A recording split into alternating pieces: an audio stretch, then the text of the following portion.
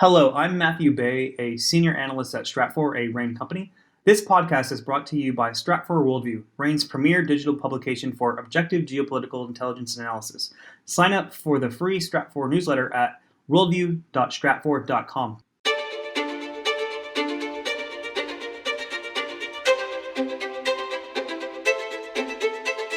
You're listening to the Essential Geopolitics podcast from Stratfor, a RAIN company. I'm Emily Donahue. Palestinian general elections take place in 2021. A wave of legislative, presidential, and council elections going out through the summer. The elections are garnering global attention, but why do they matter? Emily Hawthorne is here to provide guidance. She's Senior Middle East and North Africa Analyst for Stratfor, a RAIN company. Emily, welcome. Thank you. So, people are calling the slated Palestinian elections historic. Why is that? It has been 15 years since a Palestinian general election, and the two leading political parties, Fatah and Hamas, that govern the Palestinian territories, really have been at loggerheads over so many issues over the last 15 years, elections among them. And elections have been perpetually delayed and honestly are probably among the least of the Palestinians' concerns. And, in light of economic and security issues and sort of this political struggle for statehood. So elections have just been delayed time and time and time again. But as of January 15th of this year, the Palestinian Authority President Mahmoud Abbas called for legislative elections in May, and then presidential elections in July, and then these Palestinian National Council elections in August. And the fact that he is calling for that means that some sort of compromise has been reached between those two leading political parties. And that in and of itself is worth paying attention to because they have been, again, so at loggerheads over so many issues that if they're agreeing on elections, that means that there is really something happening here that both parties think is worth compromising over. They think that there's something that's possible within these elections that could sort of bear political fruit for both of them. Well, what is at stake in these elections? Yeah, so at stake in these elections is really the question of leadership within the Palestinian territories. And of course, that's why elections have been delayed time and time again. I think going into a little bit of the history here is important to understand one of the reasons why that leadership question is so important, which is the same reason why elections have been delayed. That last legislative election 15 years ago led to a surprising landslide win for Hamas, which is the political party and militant group that governs the Gaza Strip. And that landslide victory really alarmed Fatah, which is the larger, older political party that governs the West Bank and technically has more control over the whole Palestinian political apparatus, including the Palestinian Liberation Organization and all of the Palestinian organizations that really have sort of an outward-facing role, sort of speaking with the international community, with the UN, with other countries. That landslide victory that Hamas had, of course, alarmed Fatah because it indicated that Hamas was popular among Palestinians who had grown frustrated, Fatah being unable to deliver on a lot of their promises. And that led to, really a very violent conflict between the two parties and forces loyal to them in 2007. Since that time, the parties have had some coordination. They've agreed in the past to form unity governments, but it's really always kind of fallen apart. So now we're seeing that this question over, okay, which of these two parties and which other parties, in fact, might be the leading voice for the Palestinians moving forward. So that's the biggest question that's at stake. And then a final point on that is understanding that over the past 15 years, one personality, one politician has really presided over the Palestinian Authority, and that's the president, Mahmoud Abbas, who is now 85.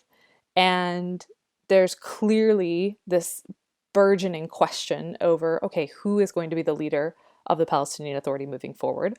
He is a member of the Fatah party, sort of a founding member.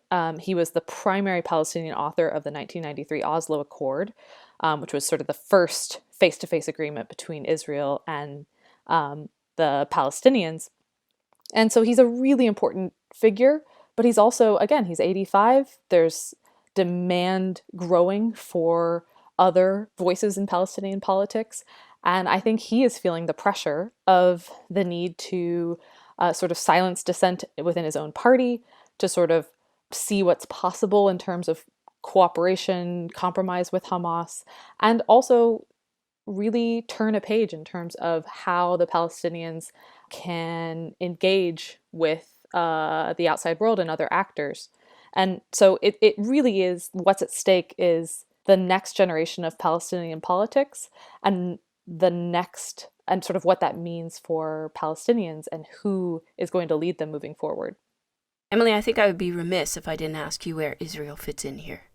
Yes, much to the Palestinians' dismay, anything that happens with Palestinian politics does happen in the shadow of Israeli politics. I mean, Israel, as you know, has so much power economically and in terms of security over the Palestinian territories that the Palestinian political parties and anything that happens with elections does have to take into account where Israeli politics is and how they, the Israeli government, how they're able to sort of shape and influence what's happening in Ramallah and Gaza City, sort of the capitals of the Palestinian territories.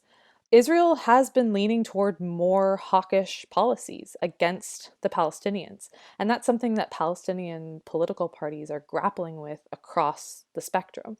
And when I say across the spectrum, I mean within Hamas, within Fatah, and within all the other smaller political parties and groups that make up the Palestinian political spectrum. The Palestinian political scene is not just Fatah and Hamas, but it is sort of dominated by those two parties. But all of those political parties and groups, all of them have to grapple with that increasingly hawkish stance, that increasingly oppositional stance toward Palestinian statehood. So it almost forces a position of compromise among political parties that might not typically agree with each other. They can all sort of agree that they're facing a similar pressure from Israel. I think that's one of the drivers to these elections actually potentially taking place. And I assume that there are security implications here. There are, and one of the reasons is that those other Palestinian parties that we just mentioned, the smaller ones that sort of operate alongside Fatah and Hamas, there are some who really have a strong adversarial stance against Israel, or that are okay with using violence as a means of trying to fight for Palestinian statehood. Palestinian Islamic Jihad, PIJ, is one of them that is similar to Hamas in some ways, but different in others. Parties like the PIJ have said, hey, we're interested in running in these elections. If that happens, and if these elections take place and you actually do have some parties running that have within their sort of guiding charters the acceptance of using violence as a means of advancing the cause of Palestinian statehood, that opens up a huge can of worms with how that Palestinian government is going to be viewed and treated by the outside world. And I don't think we can assume that the U.S. government is going to deal with a Palestinian government that has a group like PIJ operating within the parliament. And if PIJ or Hamas is still launching rocket attacks or mortars or incendiary balloons at southern Israeli territory, but they're also part of the government, that is going to make it really hard for the Palestinian government to be taken seriously or to continue to receive economic aid from countries like the United States or from European countries. So there are security implications related to who among the Palestinian political parties and voices actually sort of lands a position in government, again, if these elections take place. And I think that is also another important point is these elections are so rare that there still is a chance that they don't actually happen.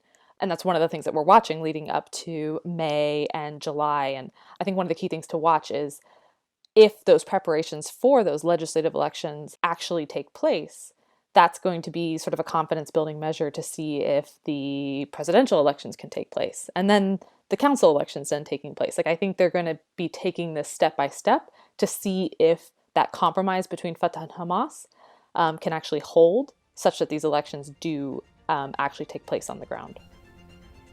Emily Hawthorne is Senior Middle East and North Africa Analyst for Stratfor, a RAIN company. Thank you, Emily. Thank you.